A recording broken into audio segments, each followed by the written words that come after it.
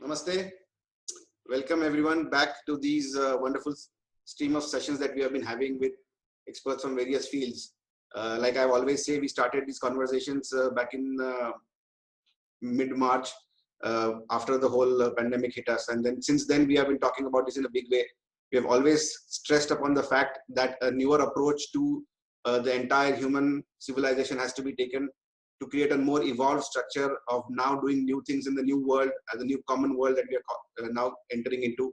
And post, of course, this pandemic, there has to be a lot of thought about how the next evolution of various sectors is going to happen. We have been speaking with experts from various fraternities, and today we have with us a very eminent speaker, a very well-known figure in the healthcare fraternity here, at least in Maharashtra, Dr. Pramod Tripathi. Namaskar, Dr. Sir. Namaskar, namaskar. Welcome, sir. And Dr. Tripathi is a very well-known name in the field of, because of his work with his company called Freedom from Diabetes. It's a very popular concept here, and here, especially in India, with thousands of people who have already passed through his program, through his courses, through his seminars, and he has been able to help a lot of people get out of their medication, get out of insulin dependency. And he now aims to do a lot more. He himself is of course, a professional doctor. He has done his allopathic medicine course, and then he went on to do other pathy courses as well, like Ayurveda, yoga, Reiki, naturopathy as well. And he has created this wonderful coming together of all of these different healthcare systems, and he's created this own unique system. So we are going to now interact with Dr. Sir and try and understand how he has come up with this idea and how we can benefit from his pool of knowledge.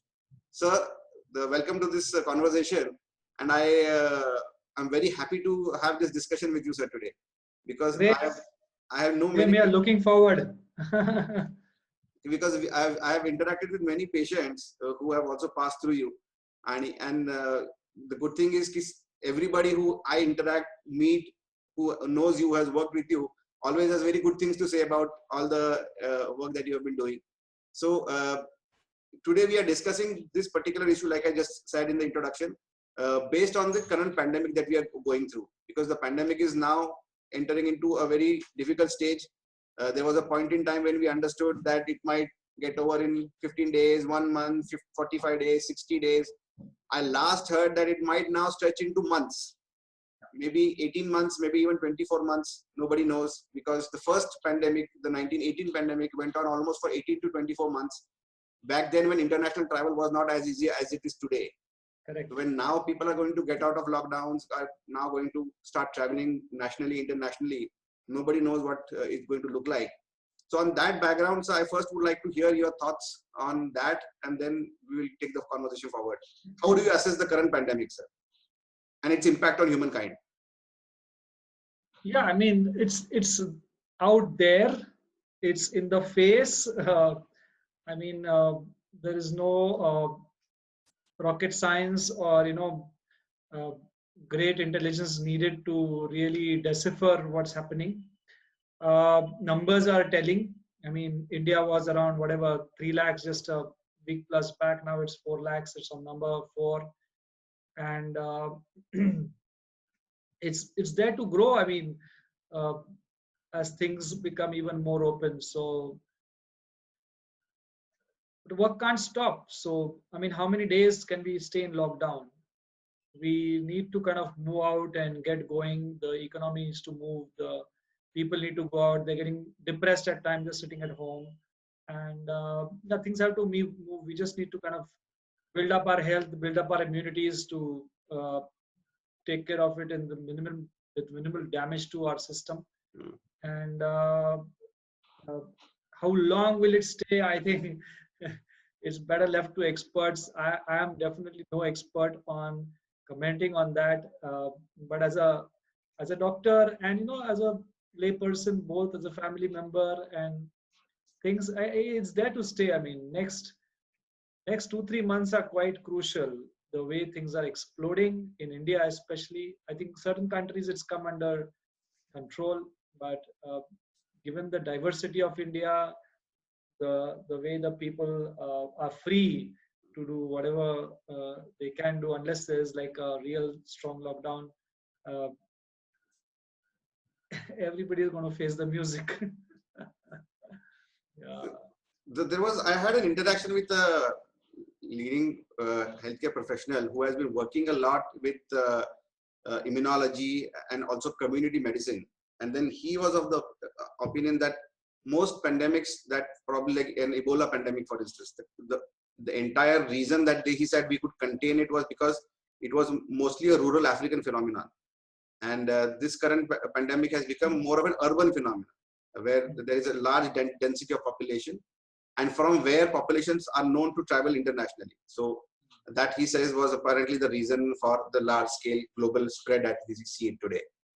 In the current scenario, when of course everybody is following the mortality rate very closely, and it has been discussed that most people who are now succumbing to this infection are people with comorbidities or secondary health concerns, people who are relatively young or are still are able to have immunity level that can counter this thing, are of course getting out of it without any symptoms. Also, there are a lot of asymptomatic cases that we have seen, but that has brought to forefront the whole discussion of the global healthcare crisis that was always brewing. That was always on the tipping point. It was waiting for something like this epidemic or pandemic to happen to get mainstream attention.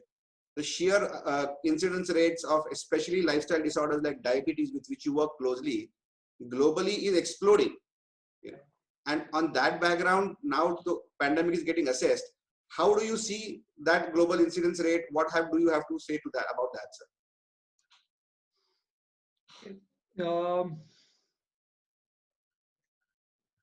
If you look at it realistically, the the numbers of people getting diabetes and all related issues is also in a way exploding.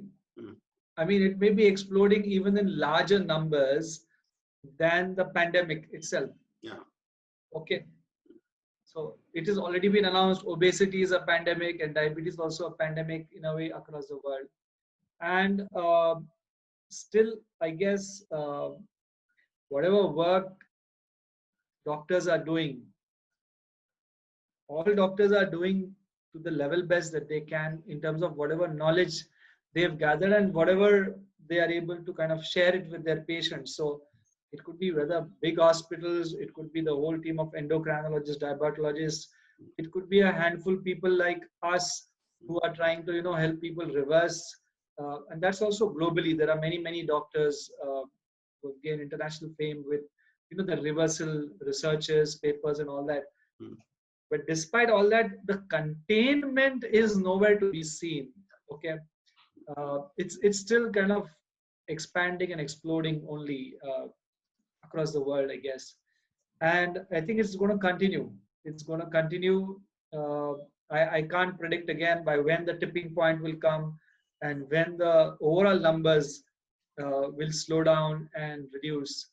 But yeah, I think there are many more now becoming aware of reversal. There are, thanks to social media platforms, thanks to YouTube, thanks to the Facebook, the Instagrams of the world. I mean, big salutes to them. Uh, People are able to connect with the truth a lot more, and the beauty about uh, social media or any kind of interaction is, as human beings, we can connect with energies, we can connect with truth, we can connect with at an intuitive level. We do get, all of us to a lesser or greater degree, we do get guided. So people do connect now. Of course, lakhs of people are connecting with us, with everyone, in a way who is promising some kind of hope of slowing the disease down and diseases down, and give some reversal. The only challenges I see is, I mean, we keep using the word education, but actually, that is so true, even amongst doctors for that matter. A simple thing like insulin resistance, which is at the core of diabetes, obesity, thyroid, blood pressure, high blood pressure, hypertension, hypothyroid, PCOD, even let's say heart attacks, heart blockages, blockages in arteries, then joint issues, acidity, sleep apnea, snoring, childhood obesity, acanthosis, all these 10 things we might feel are disconnected, but they are all connected at the level, cellular level, with insulin resistance. And I would say, again, I don't have a percentage, but many doctors have come to our programs, and they've also understood the phenomena at a much deeper level. So just simple education on insulin resistance amongst doctors itself as to exactly how it increases, okay, and what are the methods to reduce it. I mean, yeah, okay, diet should be there, lifestyle should be there, fat should be less, all those things at a superficial level, we all know. We need to exercise regularly, we need to have a healthy diet, we need to have salads, all that.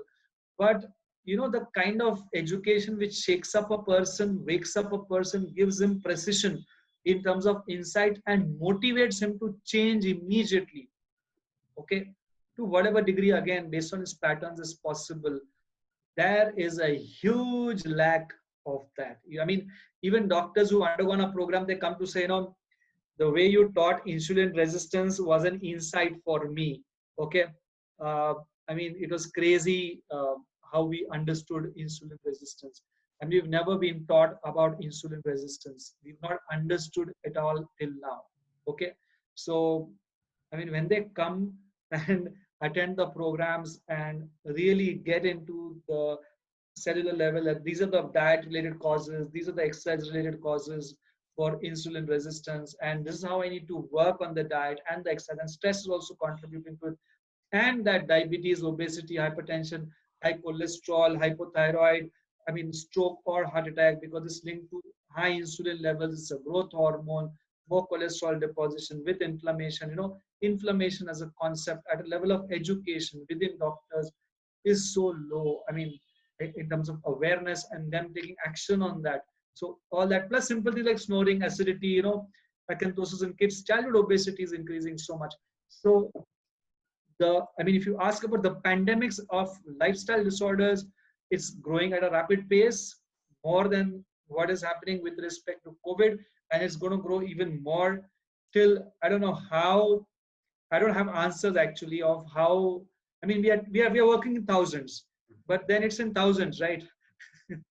The problem is in hundreds of thousands across the world. And how does one reach out? How does one kind of, I mean, does WHO take a stand and say no to this? I mean, there are so many things, and then if there is no to this, and there are lobbies, and there are so many issues that come up to convince everyone that this is right, this is wrong. You can start from a simple thing like milk and milk products. I mean, if diabetics stop milk and milk products, I mean, a huge number start reversing very, very fast, very, very fast. But then our global authority is going to take a stand on that, despite research is being submitted, despite the source. There are a lot of things. So, I mean, it's a lot of work out there. It's a lot of work for a lot of people, so that we can slow these things down and gain great health. And today is a great day, the International Yoga Day, all these days which are there, the World Health Day, the World Diabetes Day, the World Heart Day, International Yoga Day. They are very, very good initiatives. But again, one voice across the world. We don't have one voice across the world. Yes. Which is the voice, and it's accepted, and which is understood and implemented. If you can start having those kind of situations where the followership for the truth about certain aspects, key aspects of diet and exercise, like walking is promoted as one of the best exercises for diabetics. There's a yes and no for that. I mean, it's okay to a certain degree, you'll walk for 45 minutes, but hardly is anybody reversing with walking. They're not really reversing deep. They're not clearing GTT by walking. They're not reaching that state. So, education on how do I shift my body with the right exercise. I mean, chair Surya Namaskars would work better than walking, because all the stagnated lymph that is there inside my system, which is creating inflammation, which is creating insulin resistance. I'm just giving simple examples for that stagnated lymph which is stuck up blood. Okay. With walking, only my lower parts of the body are mobilizing. Nothing is happening to my spine. my spine is jammed. There's so much of fat around my spine. There's so much of muscle around my spine. My viscerals, I mean, my chest and abdominal cavity, there's zero compression of that in walking. But let's say you have a chair Surya Namaskar or normal Surya Namaskar done, and that can mobilize so much more of that stuck up blood between arteries and veins, which can reduce the inflammation. And that reduction of inflammation becomes a key trigger for insulin resistance reducing. And as insulin resistance reduces, all these diseases start reversing. So, insights like this need to be spread at global level, and actions need to be kind of motivated from higher authorities. An individual doctor like me, and let's say I have 25 doctors, there's a 100-member team, thousands of people are joining every month, but it's still, I would say, a few drops in the ocean, because there's huge pandemics happening parallelly. And yes, for overcoming COVID, now there is much more awareness that diabetics and comorbidities like blood pressure and long-standing uncontrolled stuff, they're getting hit much more, and there's so much more fear in them now. Yes. I mean, we have so many patients who are in that zone, and who are just so much of fear. And interestingly, we have certain number of patients. I think half a dozen patients who got COVID also in the last 2-3 months, and they were thanking us so much profusely. They said our sugars came under control because of the system we've been following for last for 5 months, 6 months, and we could overcome it. I mean, it was easier on us that we could do that. So, I mean, बहुत बढ़िया काम करना है, करते रहना है, और may everybody get educated, I would say, on the deeper reasons of lifestyle disorders, which are all interconnected. First of all doctors start making connections between the blood pressure and diabetes and cholesterol and thyroid and heart attack. Heart attack is treated very independently, but it's connected to insulin resistance. The biggest predictor for heart attack is inflammation and high fasting insulin, high HSCRP and high fasting insulin, more than even smoking to certain researchers. So all those kind of connection amongst doctors, and then the education to patients, because there would be some amount of work which can be done at a group level. You can have 1,000 people joining, and you can have 10,000 people joining in, but there's a lot more work which happens one-to-one at clinics. There are 7,500 diabetologists and endocrinologists. If they all start having one word, one voice, all diabetics give up milk and milk products. Okay, I mean, just simple change. It itself will start creating a lot of shift at the national level. So there are interconnections, I mean, between the pandemics and the healthcare systems and the mindsets and the beliefs that are there, and we need to work at all levels. So we try to do it, and the best way to reach out to the scientific community is to publish papers. Okay, and we've been doing that regularly. It's kind of speeding up now even more. So recently, Ayush Ministry, one of their papers, Ayush Dhara, has published a very interesting paper which is on lifestyle disorder: grade 3 fatty liver, high cholesterol, high BP, diabetes, central obesity. Okay, all of them reversed.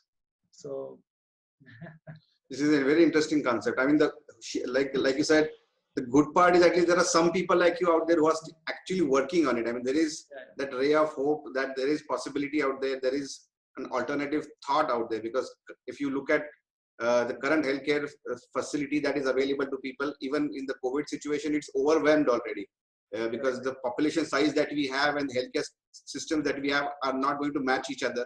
And if these pandemics, I mean, if COVID became a global phenomenon the way it has, look what it has done to the healthcare system. It's already under deep distress. And all of these other factors, like you said, the pandemic of obesity, for instance, because it's a slow growing issue, it's still getting contained. But if there is an explosion like you talked about, it's going to be devastating. Also what is difficult is the economic cost it has, right? I mean, the sheer spending on and just diabetic medicine itself must be what billions of dollars worth of revenue. Yeah, one of the McKinsey reports says that in India, on an average, a diabetic spends 40,000 rupees in a year. In a year. Okay, and that is for a variety of things. One is the tests. Second is the consults, and third is the medications. So these three things are a reason for the spend. And in a lifetime, between 12 lakhs to uh, 20 lakhs spent is done by diabetics. Okay. Yeah. 12 lakhs to 20 lakhs spent is done by diabetics. So uh, it's a huge amount for an average, whatever, Indian or across the world to look at. So becoming healthier is not an option. Is not an option. I mean, even COVID showed us that the only cure is prevention and trying to create a more healthy life structure. Dr. Sir, I would request you from an from a doctor to doctor, that could you please explain in layman terms what inflammation is, because that is something that is being discussed a lot, or in a big way in the alternative medical streams, but not so much in the conventional systems yet. So could you help people understand from a layman perspective what inflammation is, what is the whole concept? So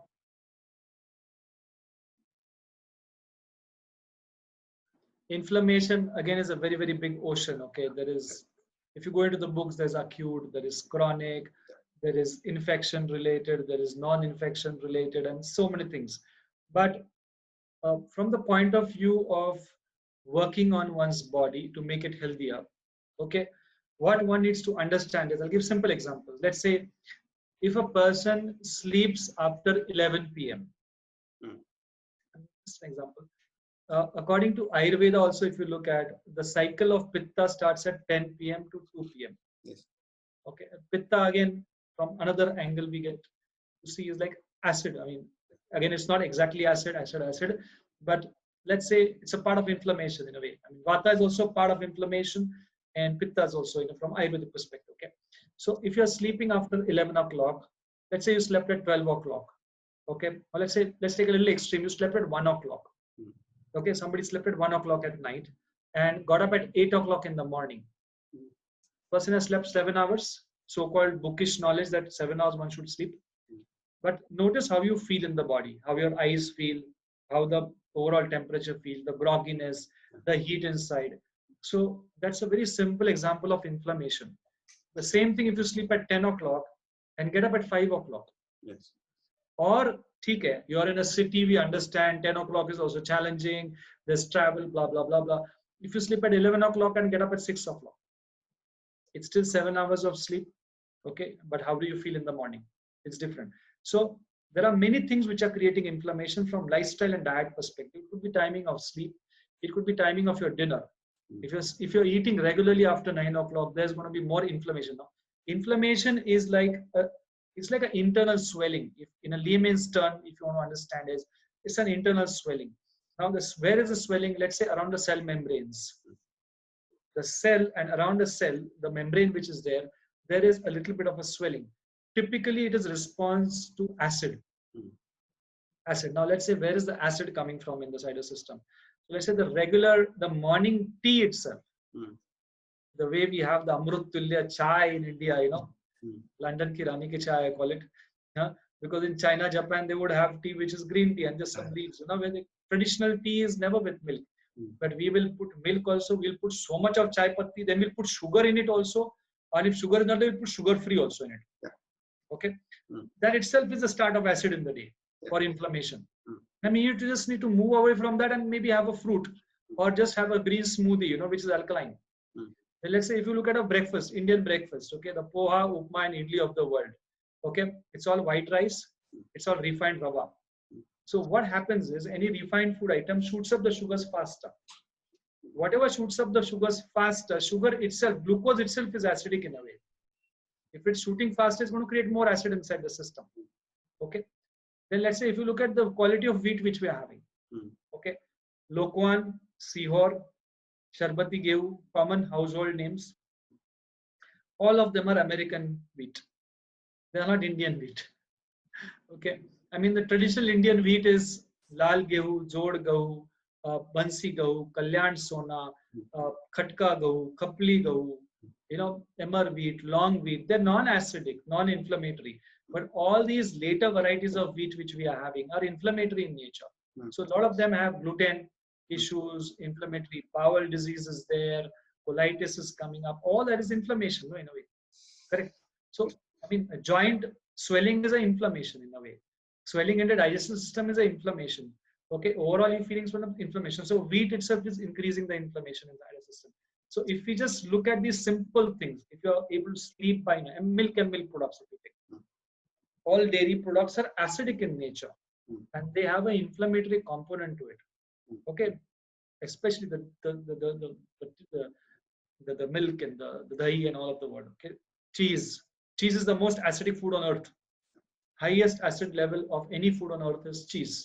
So very, very high on inflammation inside the system. So the moment there is an internal swelling building up, there are 5,000 to 10,000 receptors on every cell. 5,000 to 10,000. It's a specialized body here. Divine creation, complex entity. 5,000 to 10,000 receptors on every cell for different things, and there are receptors for binding with insulin and all that. If it's like, I'm taking a simple example for a layman. Now it's rainy season, so let's say with rains, when let's say your door gets swollen up. This happens in houses with moisture and rain, that door gets swollen up. Door doesn't open and close quickly. You have to push it a little harder. Same thing inside the body. If you are doing wrong things, if the inflammation is increasing, acid is increasing, it can be seen with graying of hair earlier for people.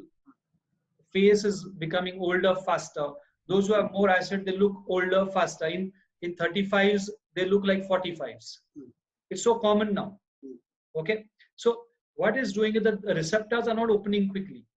The receptors are not playing its role properly. Insulin is trying to attach and open up the receptors to push the sugar in. It's not able to push the sugar in quickly. Sugar is not going in quickly. It's floating around more. So you're secreting more insulin. That's creating the resistance. The resistance is there. You're creating more insulin to overcome the resistance. That more insulin is holding more water, more fat, more sugar inside the system, making you more obese.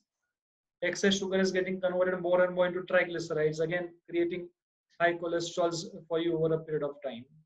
Okay, and the moment you stop these things, suppose you start sleeping before 11, start eating before your dinner before 9 o'clock, you cut out the wheat, maybe you go for the traditional wheat, or you go for brown rice, jawar, bajra, millets, barley, so many things are there. You start the green smoothie in the morning or have fruit in the morning.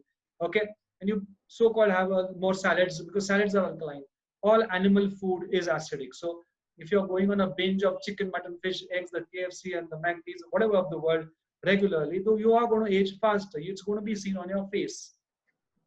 Okay, you can't hide it. So if you cut down on the acidic food, you cut down on the acidic lifestyle, your inflammation is going to go down. Your insulin levels are going to go down. You make your body more alkaline through smoothie, through sprouts. Have some sprouts in breakfast, at least for 4 weeks. I'm not saying for life. Just for 4-8 weeks, take it. Just kickstart a system and shift it. Have more salad. Like the amount of grain you're having. Let's say if you're having 1 fulka, have 1 katori dal, 1 katori sabzi, 1 katori salad. If you want to have 2 fulkas, have two of each. So salad increases, vegetables increases. Working population, what they will do, they'll have 2-3 fulkas, 1 katori sabzi. That fulka is full of acid. I can't stop wheat till you don't get the regular, ideal varieties of wheat. You can eat the regular wheat, but eat it less. Eat more of dal, sabji, salad. So like that, if you make simple changes in your diet and lifestyle, your inflammation will come down immediately, and it will show in your sugar levels. Within 2-3 days, your sugars will drop. You don't have to wait for a month, and it will show in your HSCRP level. So one of the best ways to measure inflammation. Okay, again, it's a very complex phenomena. It can rise because of many reasons, but one of the best ways, HSCRP. HSCRP, highly sensitive C-reactive protein. Everyone should be doing these 2 tests, HSCRP and fasting insulin. They are a predictor of how healthy you are. If HSCRP is below 1, very good. If it's up to 3, medium. Above 3, you're a candidate for a heart attack. Is what is written in the lab report. It's written in the lab report. Your coronary artery disease will increase above HSCRP level 3. Okay, so we need to take cognizance of that. And what happens, human mind works very well with numbers and reports. जब report आता है तो झटका लगता है. वरना क्या, I am not a diabetic, my sugar is normal, my sugar is normal. अरे बाबा, you are on the way. Pipeline में हो आप, 14 करोड़ हो गए और 25 करोड़ पाइपलाइन में है. We are talking of 4 lakh COVID patients. No? Yeah. We have 14 crore already there and 20 crores in pipeline. Yeah. That's why I'm saying magnitude of the problem is huge and they need to wake up. I cannot have if I have more fat in my system, I have more inflammation. Very simple. All my adipokines and everything which is fatty cell, they're going to release more chemicals which create inflammation. It doesn't come down quickly. My waist has to be less than half of my height. Has to be a commitment at a national level, international level. Very simple tool. I'm 5'8", I'm 68. My waist needs to be less than 34. Period. No discussion over here. If my waist is above 34, don't talk with the doctor. Work on your diet, exercise. Bring it below 34. If you're 5'8", if you're 5'6", bring it below 33. If you're 5 feet, bring it below 30. Too much of intellectualization doesn't help. You have to hit yourself. That a lot of time goes in. Mera sab theek hai, mara sab theek hai, I'm not problem. The obese of the world, 35 BMI, 40 BMI, I have no problem. What are you talking about? How can there be no problem? So much of fat, there will be inflammation. You check your HSCRP levels. I've not seen obese people having normal HSCRP levels at all. And they take longest time to bring the HSCRP level normal because the fat cells are all the time inflammatory cells sending all these signals inside the body. So one has to bring the fat down, make the body alkaline, give up certain animal products, and really create shifts inside the system. So it's a very good question you've asked about inflammation. And sometimes because of infection also HSCRP may rise. Urine infection is there at times, or some cold is there. But that's not the HSCRP I'm talking about. I'm talking about when you don't have any infection and HSCRP is still above 3, it's a problem. It's a problem. Okay, it's a major problem. I need to take it on a war footing and work on it. Fantastic. Thank you for simplifying that, sir. One thought that I have been having, as a healthcare professional also, that the conventional discussion around disease is much different than what probably even a concept like Ayurveda talks about. Like when, for instance, Ayurveda doesn't talk about containing a disease. We talk about letting the body heal itself. Because as an Ayurvedic professional, I always say that the medicine is not healing you. It is taking your body back to a place where the body can heal itself. And what you are doing is you're trying to make the body ill, and with advice, with a lifestyle change, you're going to start taking it back to normalcy. But when that is being discussed in the way that we are, the conventional understanding, even looking towards an Ayurvedic professional or Ayurvedic medicine is, even with the COVID thing that was being discussed, is Ayurveda mein koi dawai hai kya? So they're not talking about lifestyle change. They're talking about, does Ayurveda have a brown pill for a white pill? It's just that they're replacing the color of the pill from a chemical compound to an organic, herbal compound. That's the only discussion, because even out there in the world, when you see a lot of Ayurveda being discussed, all that you're talking about is Karela for diabetes. And that is something that is something that comes to the forefront rather than what you are saying. What you are saying has a deep-rooted Ayurvedic basis to it, because you have a lot of Ayurvedic study behind you, and that's why you understand what is being said. So what I was trying to say is that shouldn't people get out of this mentality that there is a pill for every disease? Shouldn't they look for deeper answers? I'll tell you a story over here, which is a real medical story. Real medical story. It will give you goose flesh. आप रोने लग सकते हो. And whoever watches this can cry, okay? जिसको resonate होगा. There were 2 researchers at one point of time on Earth. Okay, they've come and gone. One of them is Louis Pasteur. Okay, which name is very, very famous. Yes. Louis Pasteur. Second is Bernard. I forget his first name, Bernard. Okay. Both of them were highly intelligent. Okay, and they had 2 very different approaches to the human system at that point of time, whatever it was. Forget the year, maybe 150 years back or something, 150 years back. Louis Pasteur, of course, popularized the germ theory, and the whole antibiotic revolution happened after that. It was very beneficial for mankind. Let's appreciate that, because what happens, there's compartmentalization. At times, if you're too much of naturopath and Ayurveda, then you say no antibiotics, but then go into an ICU and then do something. No, you can't do it. So let's appreciate that. There was a huge role which happened because there was a Newtonian way, and it started much earlier. I think, therefore, I am the story of one of the French thinkers. Again, I forget his name. So from there, the whole kind of thing started. Till that time, there was a lot more holisticness with respect to, there was spirituality, there was religion, there was human body, and there was a lot of so-called mumbo jumbo involved in health at that point of time. But anyway, cutting the long story short, Bernard was of the very strong opinion that it's the whole system. It's the whole system that needs to heal. It's the whole system that needs to be made fit. Okay. And he kept working on that and publishing on that and blah, blah, blah, blah, blah. And the story goes to the deathbed of Bernard. And imagine this scene, okay? Whenever I say it, I get a gooseflesh. Bernard is on his deathbed. Sorry, Louis Pasteur was on his deathbed. Sorry, Louis Pasteur was in his deathbed. Bernard was next to him, or I don't know whether Bernard was there or not there, but Louis Pasteur to his students or whoever was around said on his deathbed, Bernard was right, I was wrong. The system is everything, the germ is nothing.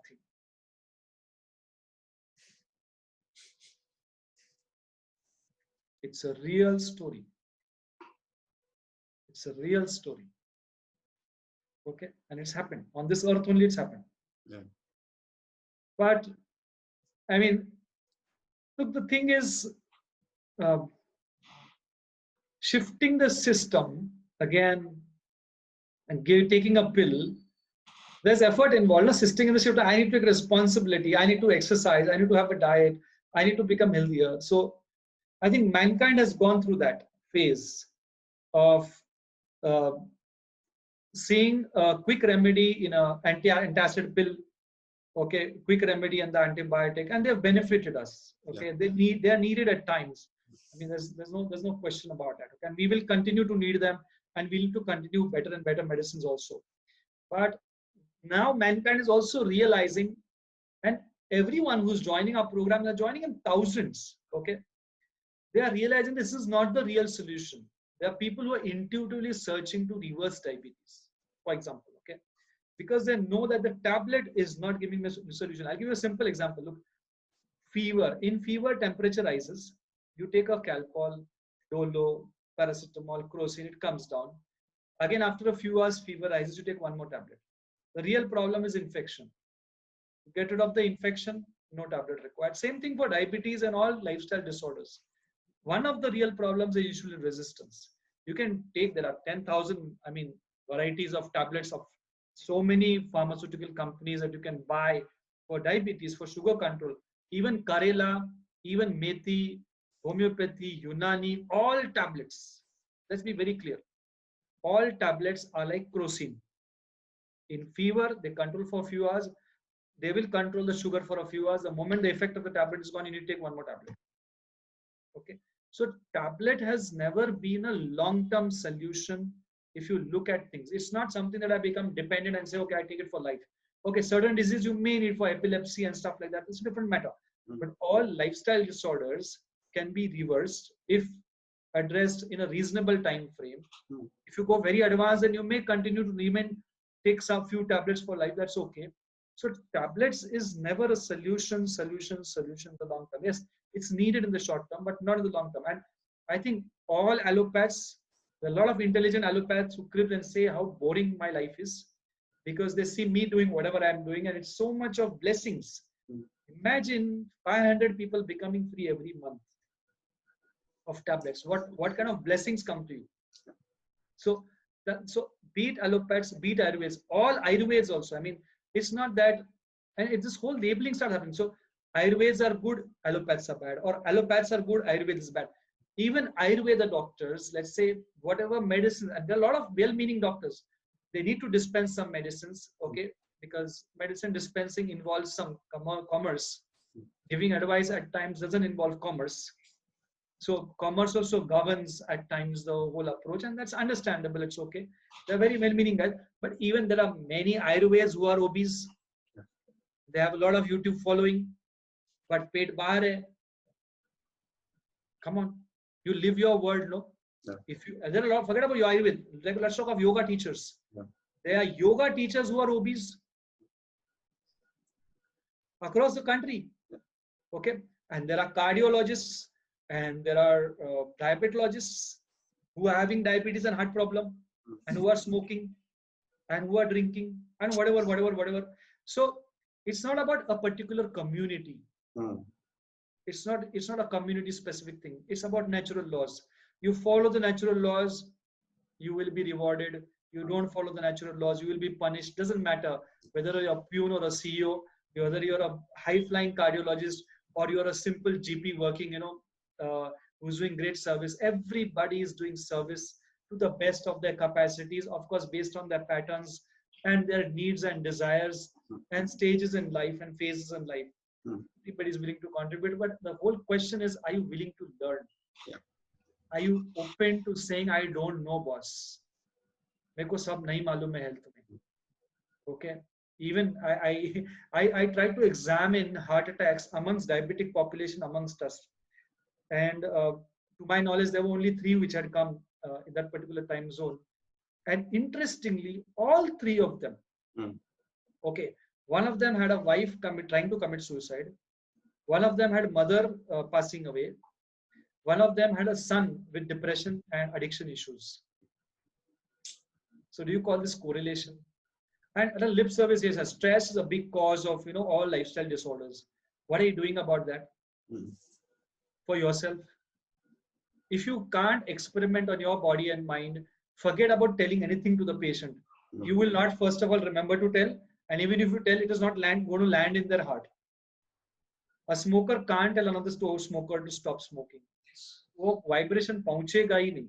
So the role of energy, the role of the system, the role of consciousness. Yeah. Okay. How long are you going to undervalue that? You can't undervalue that. It is the thing. It is the thing. The followership of our doctor is not only based on his intelligence, which he was having during his MBBS, MD, MS days, but also about his consciousness. Higher consciousness doctors always attract higher followers and higher healing. In fact, there's a beautiful book I want all doctors and all patients to read. It's called Power versus Force.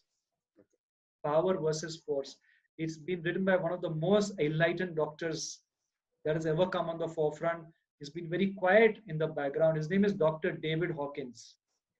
Dr. David Hawkins, he was a full-blown psychiatrist with great practice in New York, gave it up completely, went into consciousness research, did research over 10 years across all 5 continents on thousands of people using muscle testing, applied kinesiology, came up with a whole map of consciousness, how ego, anger, fear, grief pull you below 200 microelectrovatts of energy, how acceptance, love, joy, peace brings you into higher energy zones.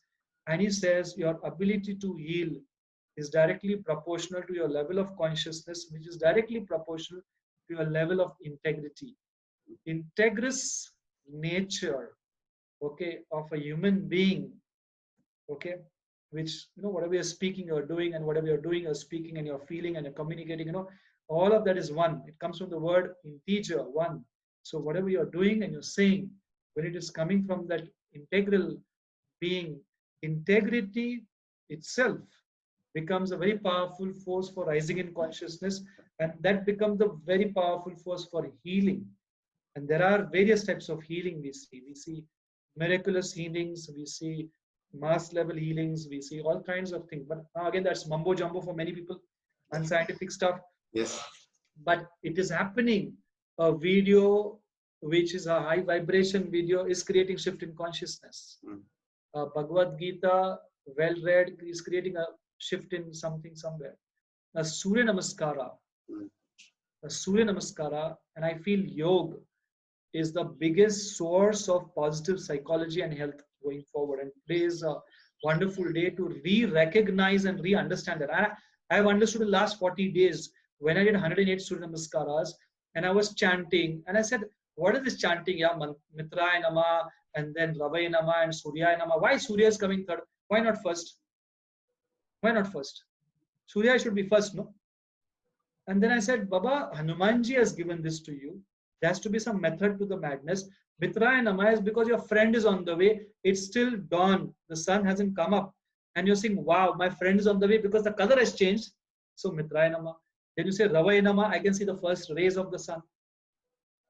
पहला ऊपर का चीज दिखा, बोला रवय नमा, अरे race दिखा, राम रीम डाला उसमें, फिर सूर्य, I can see the full sun. Then you say Bhanave, I can see the light around the sun, Abha of the sun. Then he says Khagaya Nama, I see the light from the sun and the Abha around the sun coming up to me from the entire sky. The whole Khag is changing, boss. Then he says Pushne Nama, all this light which is coming from the sun through the sky, through the elements to me, give me pushti now, give me strength. Pushne Nama. It's very clear. It's very clear. Are you visualizing that?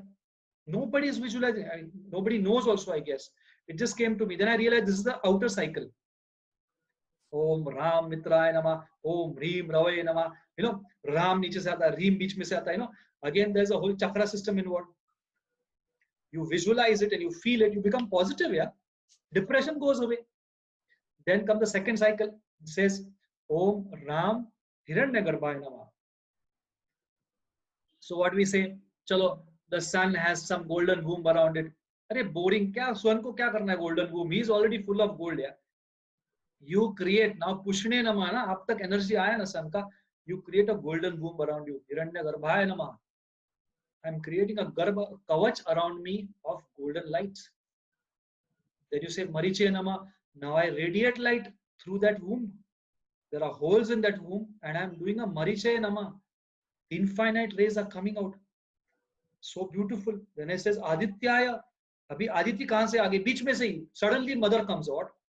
Why doesn't the mother come before Surya? Mother comes because now that you are radiating and you're concentrated, now you're doing a namaskara. Whole thing is namaskara only for the divine person. You say, now can I reach through you to your mother? Let my cords, the cord from my heart and my navel, let go till there. Let me pay my respects to the divine mother. Aditya Nama. Some people might find this crazy, but this is how I feel it is. Then you say Savitre Nama. Let me get the protection from this wonderful divine mother. Savitri has always been for protection. What is Savitri? All Savitri are protection. So let me get the protection from them. Then second last you say Arkaya Nama. Why Arka is second last? Because you're calling for the juice. Ark is the juice. You say, give me the juice. Give me your juice through the mother. Because juice do yaar. And what juice is over here? It's not only light, it's about wisdom. It's about wisdom. You're going very subtly. Inner cycle is going on now. And last you say, Bhaskare Bhyo, Bhaskaraya Nama. I become fully enlightened, wise like you by receiving this juice from you, by receiving the mother's protection and the connection with her, because I have also started radiating light now. And then the whole thing ends with Om Savitra Surya Narayana. It's phenomenal, yeah. It's phenomenal at a level of energy. It's phenomenal at the level of emotions. It's complete positive psychology. It's not only physical movement of the Surya Namaskara. You need to visualize. You can visualize it. You can visualize the dawn. You can visualize the initial rays. You can visualize the full sun. You can visualize a few abha light around the sun. You can visualize the whole sky. Pushne Nama getting into you. Then you visualize the garbha around you. Mariche, reach far away. Get protection. Get the juice. And now you are the light. Now shed the light around you. Karo na 12 Surya Namaskar every day. Khatam baat. So the point is how, I mean, I feel in ancient times, there was a lot more happening, and we do see a lot more like the Shushrutas of the world. I mean, what kind of innovation? I mean, surgeries and all kinds of stuff. No? It's innovation, creativity, right? Where is the creativity coming from? It's coming from tapas, right? Yeah. Where is your tapas? Where is your tapascharya? When you do the tapas, you will get insights. This is not taught to me by any doctor, any yogacharya. I have had 60 yoga teachers. I've gone three full year yoga course. Okay. And I've tried to experiment and learn from every teacher, because everyone has something beautiful to offer, something unique to offer. But then you keep taking and then you innovate. You kind of allow yourself to flow and come out something beautiful out of it. So health, yes, we need to change the whole system.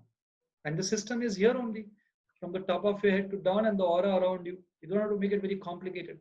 Okay?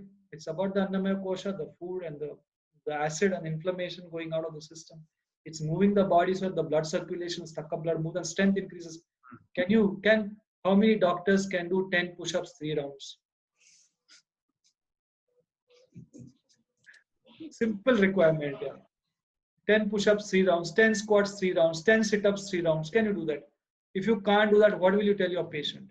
Where is health going to come for the patients if the doctor is into pills? Be it Ayurveda pill, homeopathy pill, allopathy pill, Unani pill. Okay, yes, it is a part of livelihood. It's a part of money generation. It's a part of sustenance. But health is beyond pills. I think we all know that. And I think COVID has woken us up even more, because we are searching for pills, we are not getting the pill. We are searching for vaccine, we are not getting the vaccine. Okay. And we may get it also. And there will be again a shrouding and a cloud coming in with that. That's okay, because it's a complex universe with multifaceted activities happening at the same time. Okay. And the good will also grow, the bad will also grow. It's an expanding universe, and things will kind of keep moving till one voice comes. I don't know what's that one voice. It could take some time. Yeah, the Buddhas of the world, the Krishnas of the world, those are one voices, no? They very high consciousness entities. One dictum, and suddenly a whole followerships of millions of people shifted. That's beautiful in that book, Power versus Force. Buddha, Krishna, Christ, all at 100,000 microelectrovatts, epitome of enlightenment. Gandhiji's and Mother Teresa's of the world, 700 microelectrovatts, beginning of enlightenment. Einstein, 499. Freud, 499. Okay, so they've given numbers to different personalities, and they've given calculations of one personality at this consciousness level can affect this much of the population. Okay, can uplift, because the whole population is below 200. Ego, fear, anger, grief, guilt, shame. 80% of the human population is below 200. That's why there's fear, so much fear. COVID has come so much of fear. Where is the fear coming from? It's basic state of fear already there. Are you doing any work on it? The fear just got exacerbated because a trigger came out in the form of COVID to you. You were always fearful. You're always fearful. So it doesn't mean that one, removes the mask and tries and does stupid things. One has to be pessimist in these kind of situations at times. Realistic pessimist, I would say. Protect oneself. Be realistic optimist. So all that kind of things we need to work. So there's a huge role of psychology. There's a huge role of neuro-linguistic programming. There's a huge role of yoga. There's a huge role of Ayurveda, naturopathy, the best of and allopathy and nutrition science and sports science and strength, stamina, flexibility. Everything needs to be learned. There's no scope of not learning. And life is small for that. Fantastic.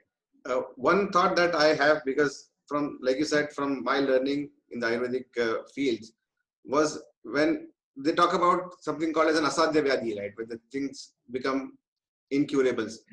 Any disease, especially crossing a year, when you have to take a medication for a year or more than a year, the Acharya says that disease has now become incurable. So today, when we are in a field where people are made to take medication for 20 years, 30 years, isn't that like a failure for the medicine? That there should have been what you are saying as an approach, that can we take the entire human system out of the concept of medication towards a consciousness shift, like you're calling it, because even in the Ayurvedic fraternity, in the Acharyas, in the text, that they say that if you have to take medication for more than a year, consider that this disease has become incurable now. So whatever it is, with the lifestyle shift, with the detoxing place, with the consciousness, with the yoga, with the meditation, you have to be able to take care of it within the 1 year period that you are being affected. Absolutely. That is not even discussed. That is something that we don't even get to discuss, because, like you said, the commerce is so well ingrained in the whole system now that it is becoming difficult to detach things from each other. On that background, sir, you are talking about disease reversal. I mean, there are not many people out there who are talking about that right now. People are talking about living with COVID. They're not talking about reversing it, in any way. They're talking about living with diabetes, living with heart disease. There are a few people like you out there who are talking about reversing disease state, going back to the health state, going back to Prakriti, as we call it. Instead of Vikriti, we go back to Prakriti. Instead of illness, we go back to wellness. So for that, you don't need a lifestyle shift. I mean, it's not that you shift from 1 cup of black tea to green tea and you have cured your disease. The idea is to shift your entire being inside. The entire consciousness shift has to happen. How do you see the role of spirituality in that context? It's integrated. It's integrated. It's just that it has to be introduced at the right time, because now we have a big record. I mean, it's maybe biggest in the world. Yeah. We have hundreds of people who have cleared glucose tolerance test. 15 teaspoons of sugar they've had, hundreds of them. Yeah. And thousands, maybe 6,000-7,000 people who are free of tablets and insulin. 5,000 plus more than tablets, 1,000 plus more than insulin already there. So when they come to you, look, it's about also human behavior. If you say, come, I'll cure your diabetes with spirituality, you say, go away, I don't want you. So you have to give at the right time the right dose. So let's say the diet part begins first. Along with that, little exercise begins. So you start slow, and then they get results. They get results. So first 3 months, we don't talk anything of emotions. Nothing. It's only a diet and exercise.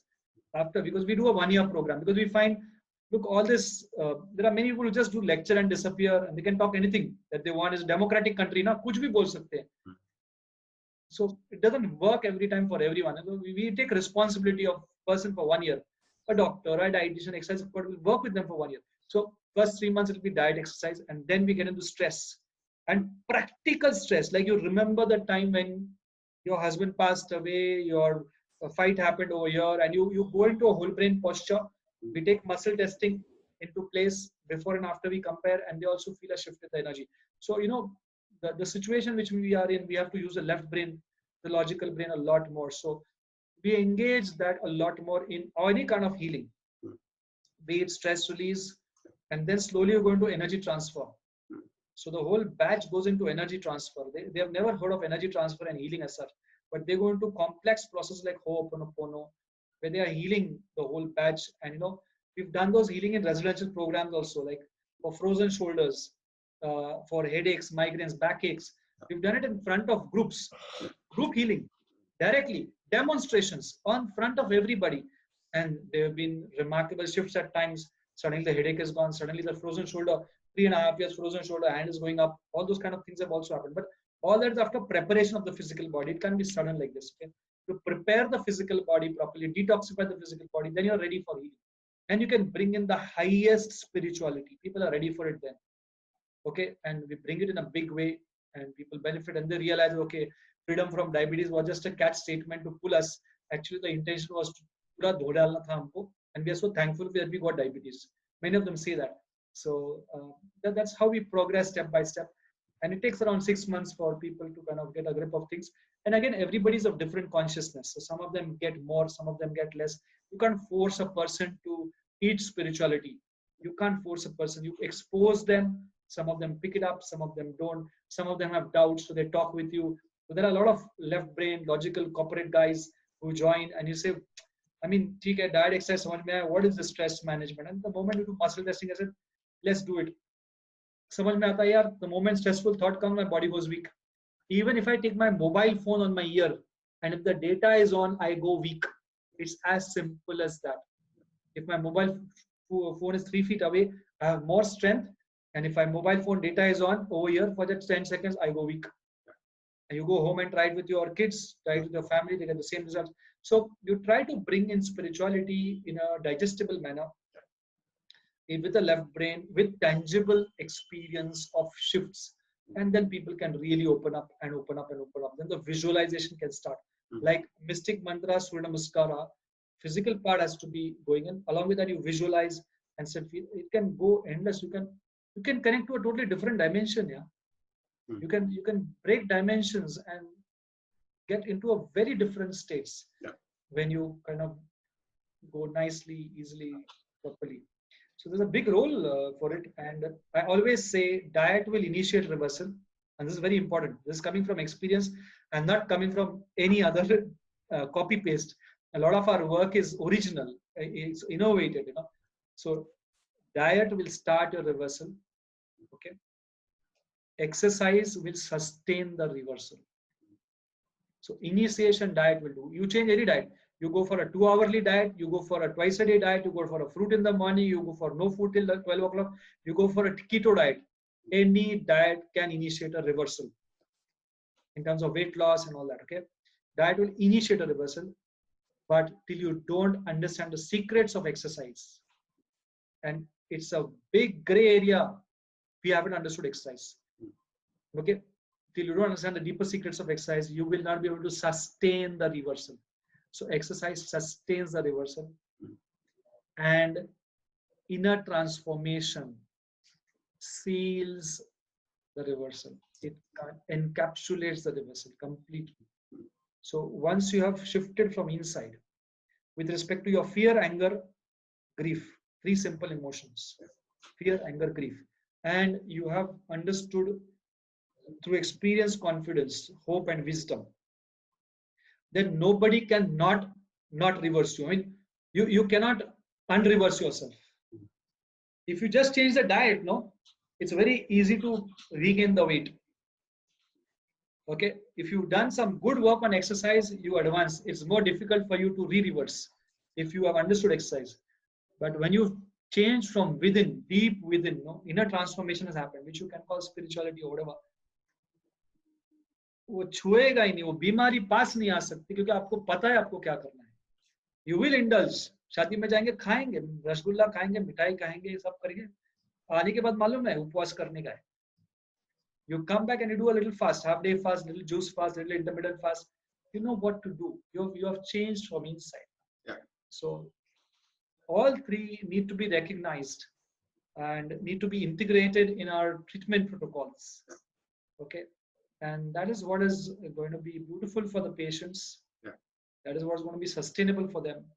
And that is what is going to give you joy and create a ripple in this universe, you know, a shift in the universe to whatever degree it can. You know, so a butterfly, I mean, Mexican philosophy says a butterfly flapping can also create a volcano. Right. So I do go by that in terms of critical mass. Even Maharishi Mahesh Yogi, you know, made people meditate in New York, a square root of 1% of the population, and they could see tangible shifts in crime rates, rapes, hospital admissions in New York City. It's called the Maharishi effect. People have a debate on all kinds of things. So you'll have all kinds of people doing all kinds of things in the net.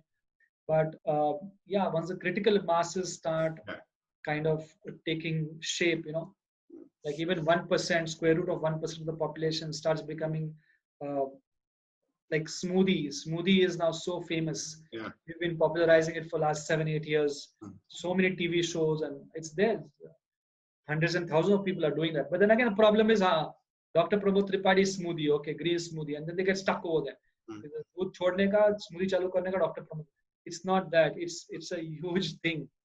And but yes, it helps. So I've seen that, you know, once smoothie, a certain percentage of people in a building start doing, everybody in the building starts doing it. Yeah. In a locality they start doing, everybody starts doing it. In a city they start doing, everybody starts doing it. So everybody starts picking on to what others are doing, which is good, once a critical mass starts building up. And I think every practitioner who is working in a holistic way needs to work upon creating those critical masses.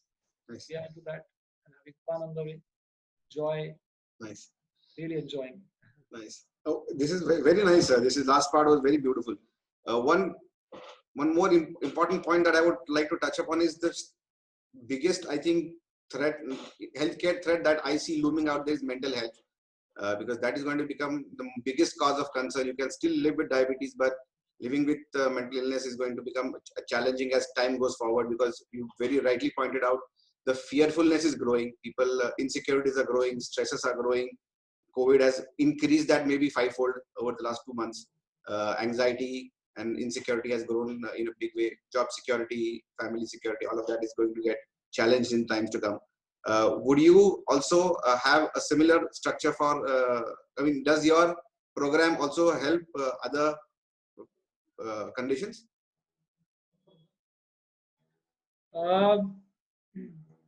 What happens practically is the physical body and the mental body are integrated. Correct. So, so-called people who come for mental health issues, it could be fears, it could be anxieties, it could be anger issues. It will come in the form of phobias or psychosis, or let's say marital problems, divorces, learning disabilities in kids, and stuff like that. So that's one part of the puzzle, okay, which of course needs to be dealt by experts, trained psychologists, okay, and experienced people, and they're doing their job, I guess. A lot of work is happening on that, and we do need more and more breakthroughs in that, more and more mass level work on that. When we are dealing with patients, what's happening is it's coming integrated. The diabetes and the depression is coming together only. It's very difficult that, okay, now it's mental health problem, you're depressed, so I'll work on that and then I'll work on diabetes. It doesn't work that way. And it's linked. So let's say as my body starts, just my weight, I mean, obesity and depression itself is connected. You look at a physical body, मैंने क्या हाल बना के रखा है, you don't feel good about yourself. Simple. क्या कर सकता है? I mean, you have to work on the physical body. So, mental health through physical health first is a route at a mass level, which is very, very important. Okay. And parallelly, those who need specialized support for mental health, they will, because a large percentage of population will improve mentally once physically they improve. Yeah. Okay. Then a certain population who is उसका अटक गया है, मतलब उसका वो anxiety में अटक ही गया है, वो कुछ कर नहीं पा रहा है, खुद ब खुद वो बाहर नहीं निकल पा रहा है, he's not able to come out of it himself, herself.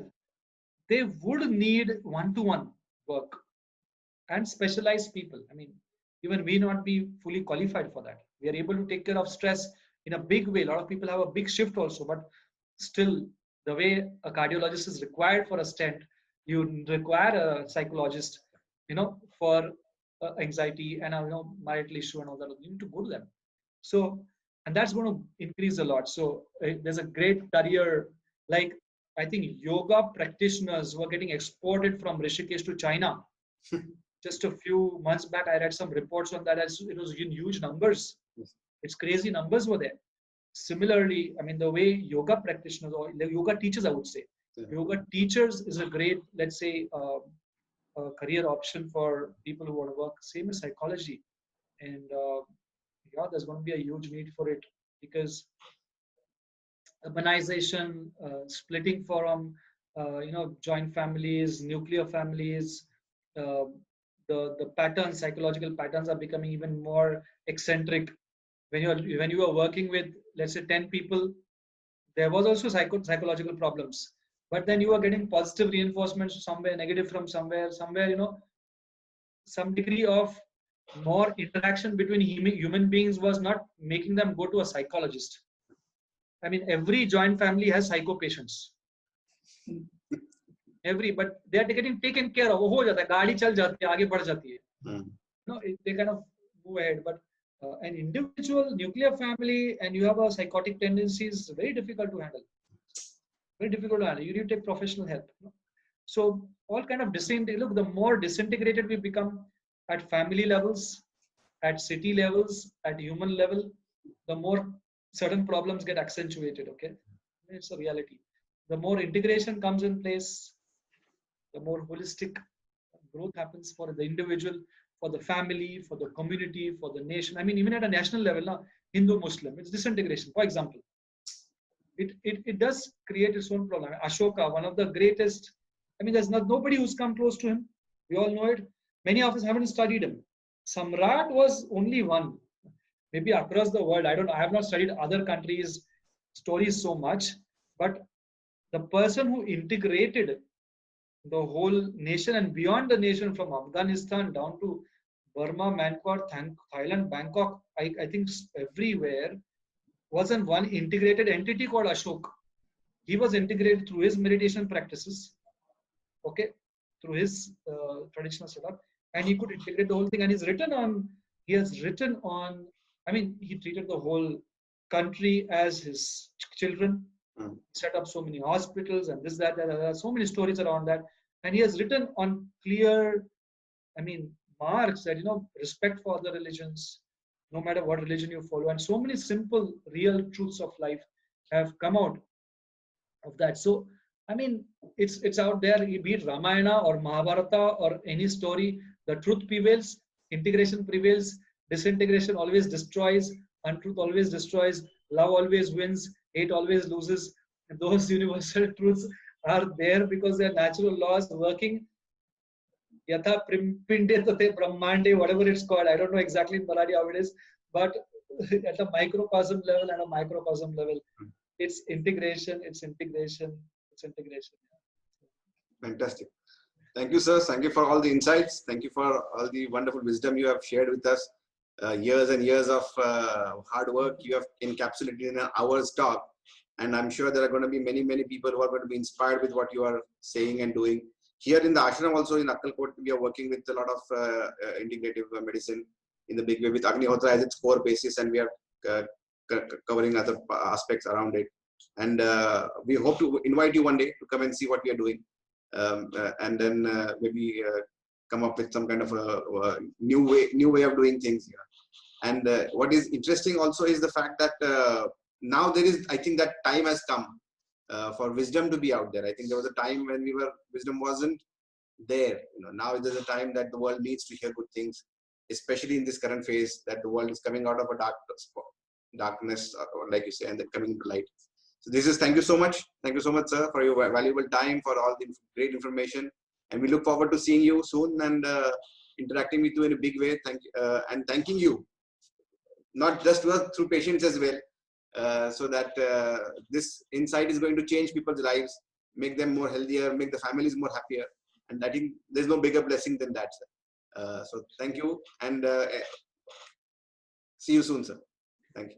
Thank you for the invitation and a lot of good wishes for your initiative, which is creating its own ripple for so many people across the world through Agnihotra and through the integrated center. So huge wishes. Whenever the time comes, I would love to visit and be a part of the celebration and joy.